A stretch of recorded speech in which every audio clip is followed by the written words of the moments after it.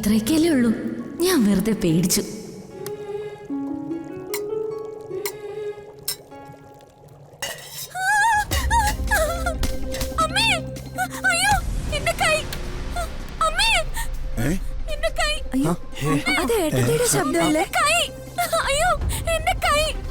ഞാനൊന്ന് നോക്കിയിട്ട് വരാം. ഈശ്വര, അമ്മായി.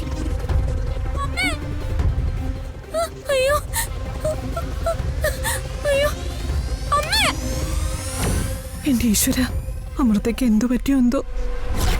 അവളോ പൊങ്കാല കൊളാക്കിന്നാ തോന്നുന്നേ. പൂജ എങ്ങനെ നടക്കുക? ദാമ്പത്യ ഐശ്വര്യ പൂജ നടക്കരുത്, അതല്ലേ നമ്മുടെ ആവശ്യം. അമ്മായി ഒന്ന് വാ, നമുക്ക് പോയി നോക്കാം. പോ. അതെ, നിങ്ങൾ വിഷമിക്കണ്ട, ഞങ്ങൾ നോക്കിട്ട് വടി. എന്റെ ഈശ്വര,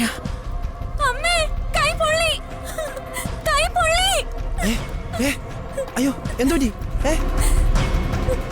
അയ്യോ എന്താ പറ്റിയേ? കൈ പൊള്ളി.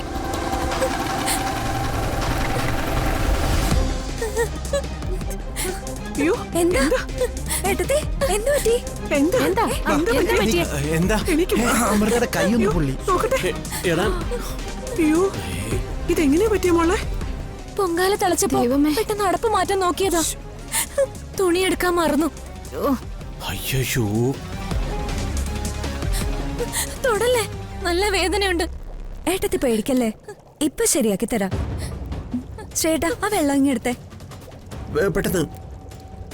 ഏട്ടത്തി കൈ അതിൽ കുറച്ചേരം മുക്കി വെച്ചേ.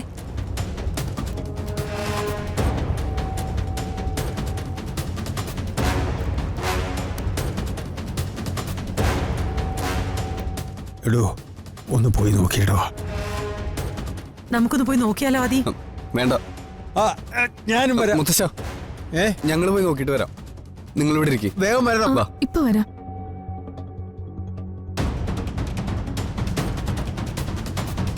അച്ഛാ, നമുക്ക് കൂടെ ഒന്ന് പോയി നോക്കിയാലോ? വേണ്ട. അതേ, അമ്മൂന് കിച്ചണിൽ കയറി പരിചയമില്ലല്ലോ, അതുകൊണ്ട് എന്തെങ്കിലും കണ്ട് പേടിച്ചതായിരിക്കും. മോള് പേടിക്കണ്ട.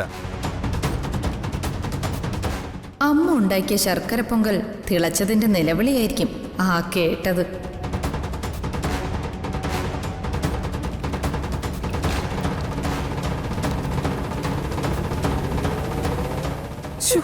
എന്റെ മോളെ, ഇതൊക്കെ കുറച്ച് സൂക്ഷിച്ച് കണ്ടുമൊക്കെ ചെയ്യണ്ടേ?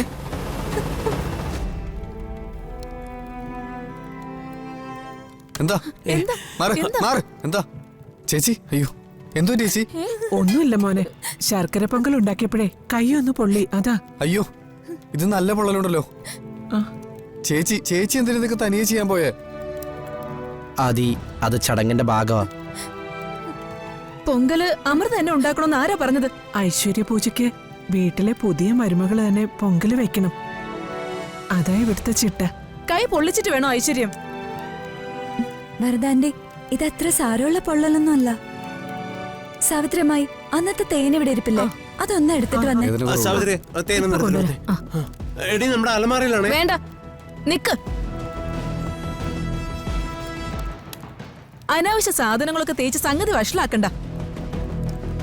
എന്തെങ്കിലും വാരി തേച്ചിട്ട് ഇൻഫെക്ഷൻ ആയാലോ?